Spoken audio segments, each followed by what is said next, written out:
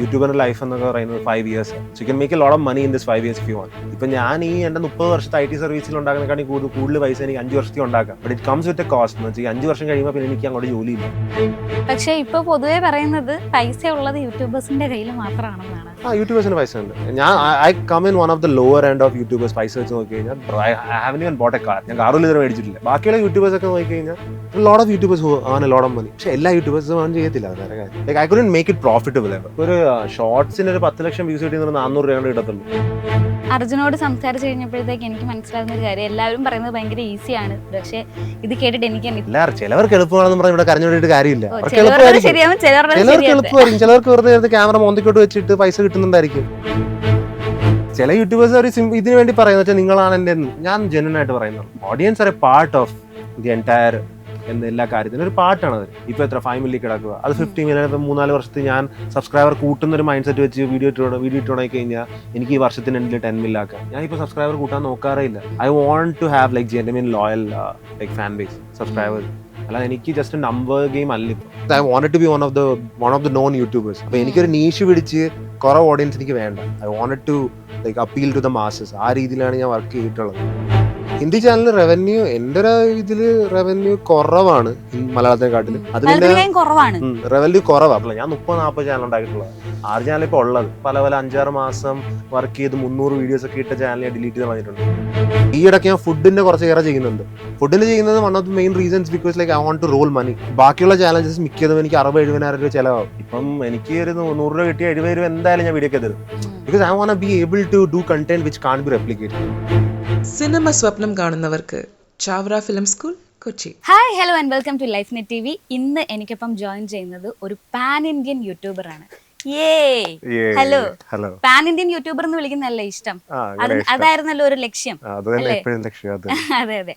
അപ്പോ 3 Hindi channels, 3 Malayalam channels, 2 Instagram pages, ഇതൊക്കെ ആയിട്ട് ഇങ്ങനെ ഞാൻ ആലോചിക്കേണ്ടത് എങ്ങനെയാണ് ഒരു മനുഷ്യൻ ഇത്രയും കാര്യങ്ങൾ ഒരുമിച്ച് ചെയ്യുന്നതെന്ന്.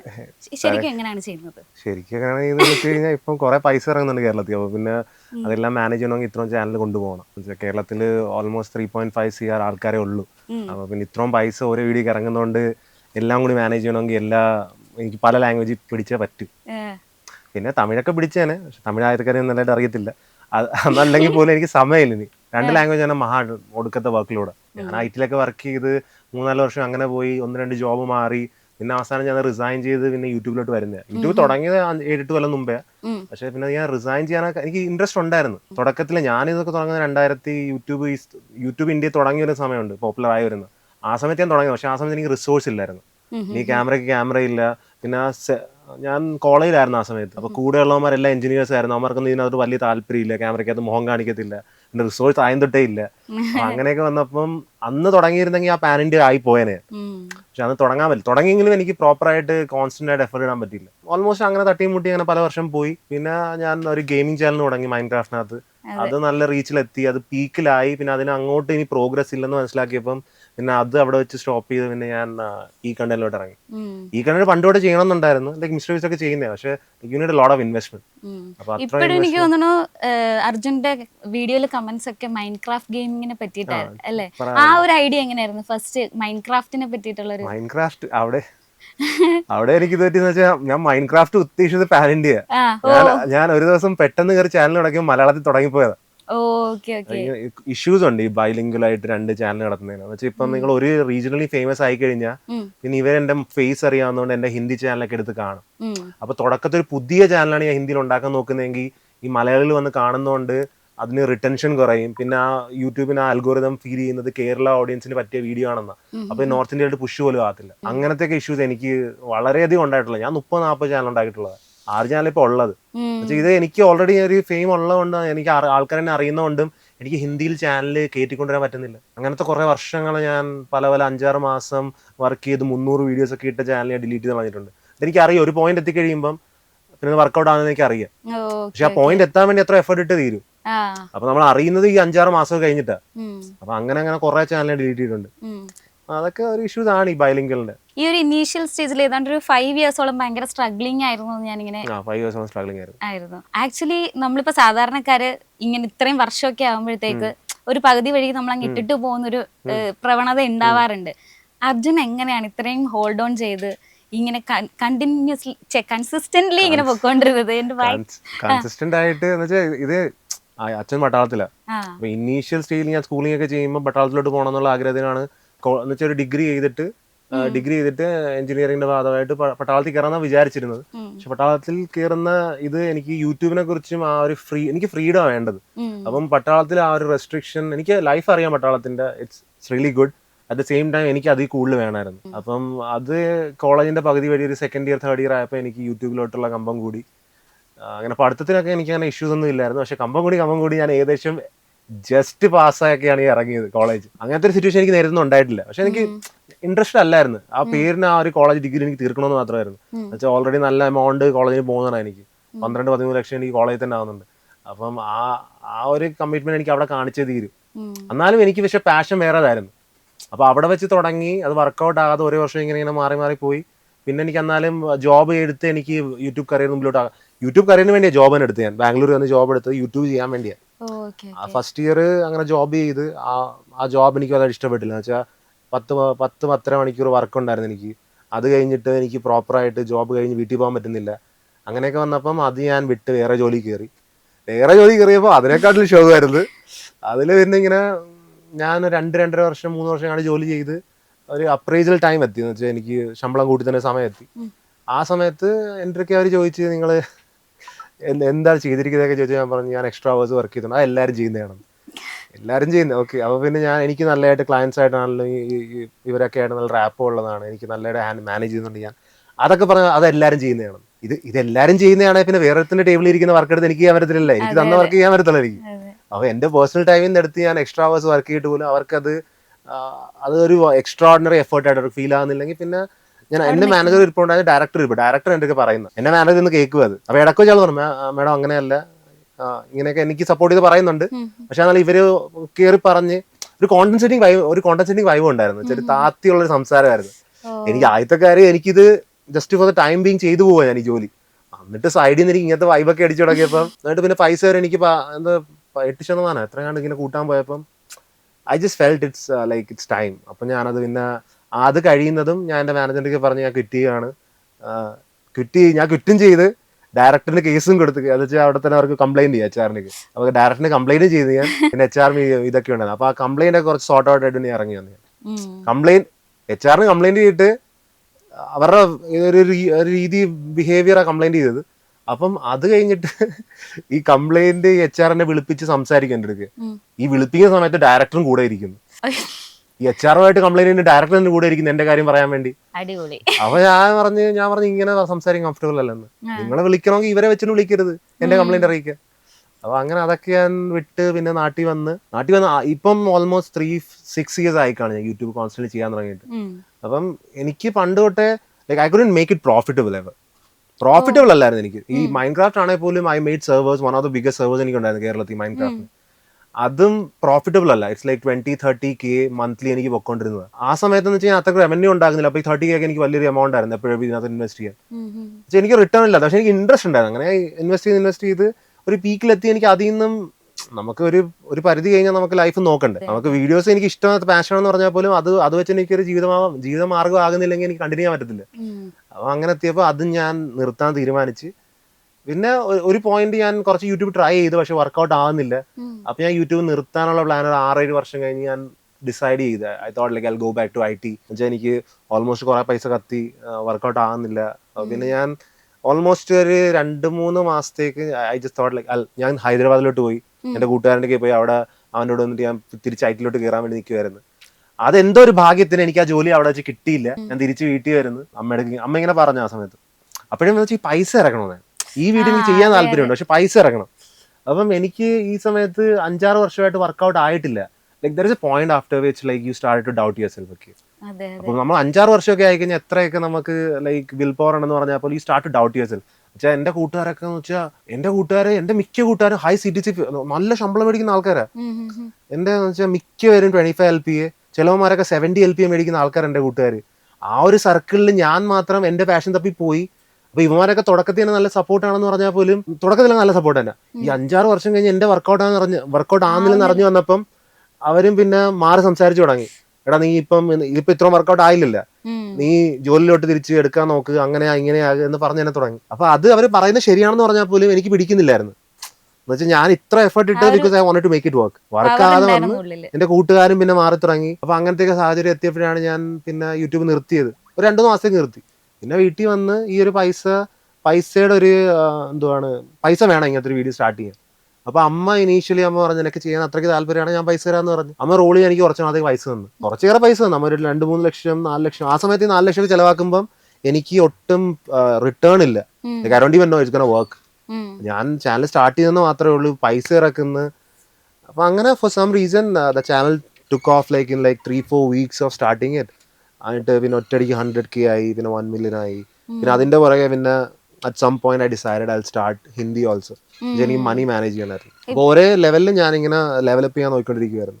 പൊതുവെ നമ്മൾ കേട്ടിട്ടുണ്ട് ഇപ്പൊ ഈ ഹിന്ദി ചാനൽസിനൊക്കെ റവന്യൂ അത്യാവശ്യം നല്ല രീതിക്ക്. ഹിന്ദി ചാനൽ റവന്യൂ എന്റെ ഇതില് റവന്യൂ കുറവാണ് മലയാളത്തിനെക്കാട്ടിലും. അത് പിന്നെ കുറവാണ്, റവന്യൂ കുറവാ. പക്ഷെ you can make it up with അവർക്ക് ഷിയർ നമ്പർ ഓഫ് ഓഡിയൻസ് കൂടുതല. 140 കോടി ആൾക്കാരിനകത്ത് ഇവിടെ 3.5 കോടിയേ ഉള്ളൂ. അവിടെ ഒരു 50-60 ലക്ഷം പേര് കണ്ടു കഴിഞ്ഞാൽ അത്രയ്ക്ക് വലിയ റവന്യൂ ജനറേറ്റ് ചെയ്യും. പക്ഷെ അവിടം വരെയുള്ള ലെവലൊന്നും ഞാൻ എത്തിയിട്ടില്ല ഇതുവരെയായിട്ടും, ടു ബി ഓണസ്റ്റ്. ഞാൻ ഒരു ഷോർട്സ് ക്രിയേറ്റർ തുടക്കത്തിൽ. അപ്പോൾ ഷോർട്സ് ക്രിയേറ്ററിനെ ഒറ്റയടിക്ക് ലോങ് ഫോമിലോട്ട് കൺവേർട്ട് ചെയ്യാൻ ഓഡിയൻസിലേക്ക് മഹാ ബുദ്ധിമുട്ടാണ്. ടെക്നിക്കലി കുറെ ഇഷ്യൂസ് ഉണ്ട് ഇതിന്റെ ബാക്ക്ഗ്രൗണ്ടിൽ. അപ്പൊ യൂട്യൂബ് റിലേറ്റഡ് അനലിറ്റിക്സ് എനിക്ക് ഇത്രയും ചാനലുണ്ട്, എനിക്ക് ഓഡിയൻസിന് ഒരു പാറ്റേൺ മനസ്സിലാവും. ചില വീഡിയോസ് എങ്ങനെ വർക്ക് ചെയ്യും, എങ്ങനെ ആൾക്കാർ ബിഹേവ് ചെയ്യുന്ന. ഇപ്പൊ ഒരു ചാനൽ ഇട്ട് കഴിഞ്ഞാൽ എനിക്ക് ആ മറ്റേ ചാനൽ വർക്ക് ചെയ്യാൻ അറിയാൻ പറ്റും. ഓൾമോസ്റ്റ് എല്ലാ ആൾക്കാരും എത്രയൊക്കെ ഭാഷ വ്യത്യാസമാണെന്ന് പറഞ്ഞാലും പാറ്റേൺ സെയിം ആൾക്കാർ ബിഹേവ് ചെയ്യുന്നത്. ലൈക്ക് നമ്മളിപ്പോ ഒരു കണ്ടന്റ് പ്ലാൻ ചെയ്യുമ്പോൾ തന്നെ നമുക്കൊരു ഐഡിയ ഉണ്ടാവും ഏത് ടൈപ്പ് ഓഫ് ഓഡിയൻസിനാണ് ഇത് എത്താൻ പോകുന്നതെന്നൊരു ഐഡിയ ഉണ്ടാവോ, അതോ നമ്മള് അല്ല. പൊതുവേ ഞാൻ എപ്പോഴും ഏറ്റവും വലിയ പൂൾ ഓഫ് ഓഡിയൻസിനെ ടാർഗറ്റ് ചെയ്തിട്ടുള്ളത്. Because I wanted to be one of the known YouTubers. അപ്പൊ എനിക്കൊരു നീഷ് പിടിച്ച് കുറെ ഓഡിയൻസ് എനിക്ക് വേണ്ട. I wanted to appeal to the masses. ആ രീതിയിലാണ് ഞാൻ വർക്ക് ചെയ്തിട്ടുള്ളത്. അപ്പൊ ഇങ്ങനത്തെ ഒരു കണ്ടന്റ് ചൂസ് ചെയ്യാനുള്ള കാര്യം പോലും because I want to appeal to the masses. കേരളത്തിലാണെങ്കിൽ പൊതുവേ ഏറ്റവും കൂടുതൽ ജനങ്ങൾ കാണണം കണ്ടന്റ്. ഇപ്പൊ ഈ ഇടയ്ക്ക് ഞാൻ ഫുഡിന്റെ കുറച്ചേറെ ചെയ്യുന്നുണ്ട്. ഫുഡിന് ചെയ്യുന്നത് one of the main reasons because I want to roll മണി.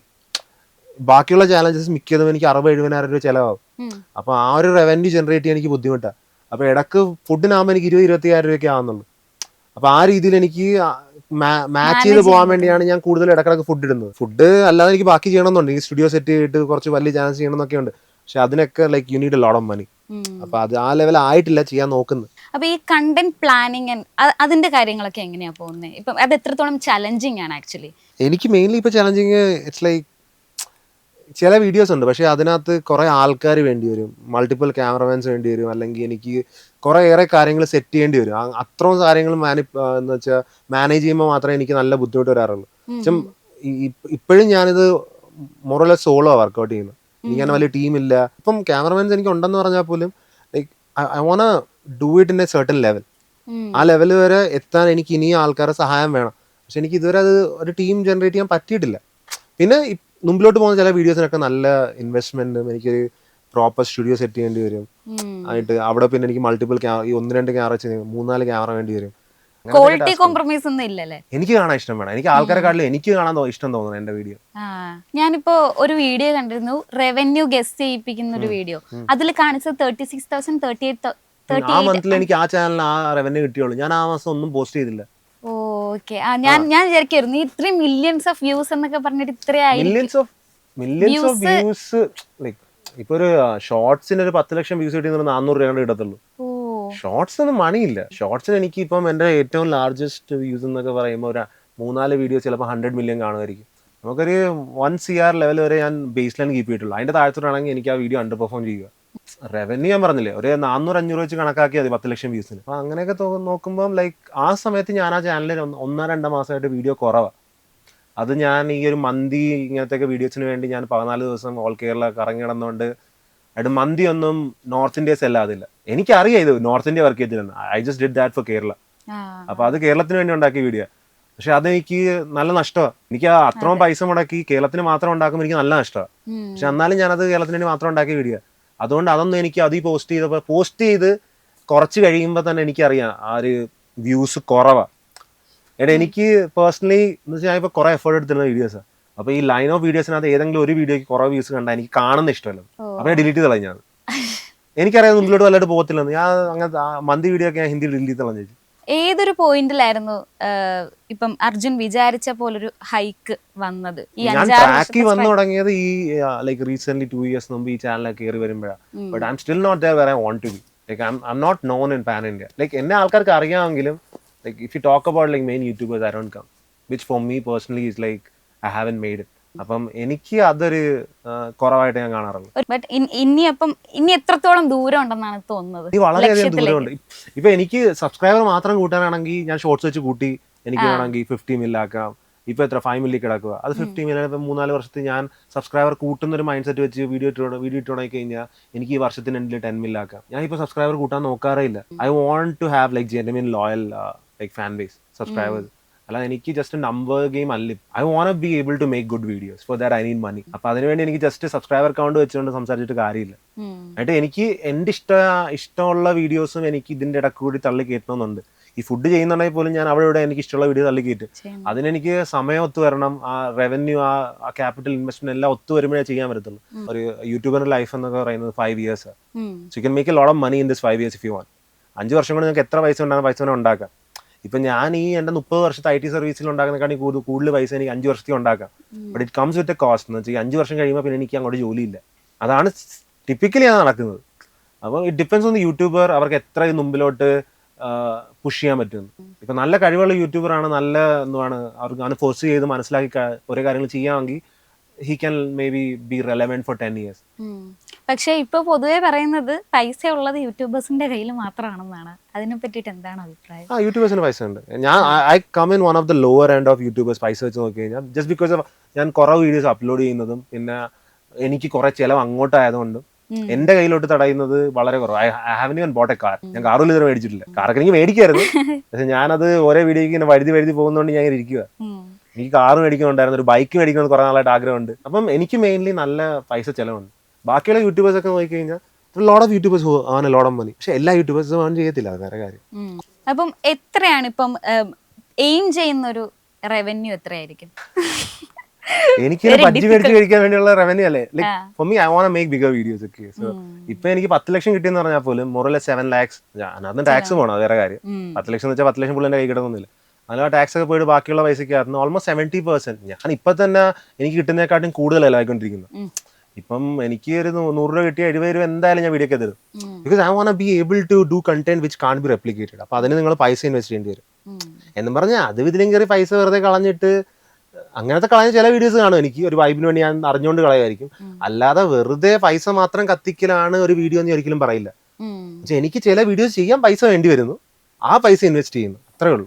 ഈ ഫ്രണ്ട്സ് ആൻഡ് ഫാമിലിയുടെ സപ്പോർട്ട് ഇപ്പൊ ഉള്ളതും ആ സ്ട്രഗ്ലിംഗ് പീരീഡിൽ കുറച്ച് ഉണ്ടായിരുന്നു, എന്നാലും പിന്നീട് മുഖം ചുളിച്ച കാര്യം പറഞ്ഞു, അതൊക്കെ പിന്നീട് എങ്ങനെയാണ് ചേഞ്ച് ചെയ്തത്? ഇപ്പൊ ഫാമിലി അല്ലെങ്കിൽ ഫ്രണ്ട്സിന് എത്രത്തോളം ഇമ്പോർട്ടൻസ് ഉണ്ട്? എനിക്ക് ഇതുവരെ കുറെ നാളത്തേക്ക് 3-4 വർഷത്തേക്ക് ചില ഫ്രണ്ട്സ് എനിക്ക് 6 ലക്ഷം രൂപ കടം വന്നിട്ട് പോലും ചോദിച്ചിട്ടില്ല ഒരിക്കലും. I have such friends. എനിക്ക് അങ്ങനത്തെ ഒരു ഫേസ് ഉണ്ടായിരുന്നു വേറെ I didn't had money and അതൊക്കെ ഐ എം സ്റ്റിൽ ഗ്രേറ്റ്ഫുൾ ആയി. അപ്പൊ അങ്ങനത്തെ ഒരു ഫ്രണ്ടിന് ഇപ്പൊ എനിക്കൊരു ബൈക്ക് മേടിച്ചു കൊടുക്കണമെന്ന് പറഞ്ഞിരിക്കുക.